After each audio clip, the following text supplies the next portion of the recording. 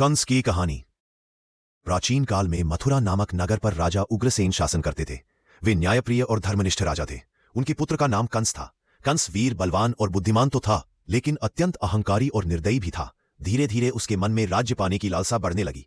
एक दिन कंस ने अपने पिता उग्रसेन को कारागार में डाल दिया और स्वयं मथुरा का राजा बन बैठा। उसकी बहन देवकी का विवाह यदुवंशी वासुदेव से हुआ था। विवाह के समय देवकी के रथ को स्वयं कंस चला रहा था।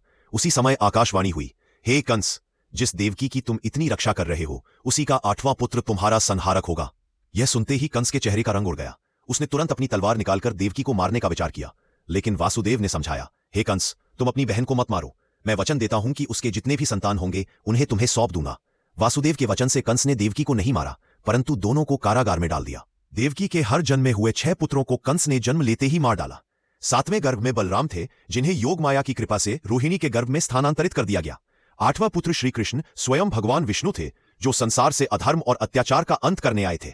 जब कृष्ण का जन्म हुआ, तब रात में कारागार के दरवाजे अपने आप खुल गए और वासुदेव ने बालक कृष्ण को लेकर गोकुल में नंद बाबा के घर पहुंचा दिया। वहां यशोदा के पास उन्होंने कृष्ण को छोड़कर उनकी कन्या को लेकर लौट आए।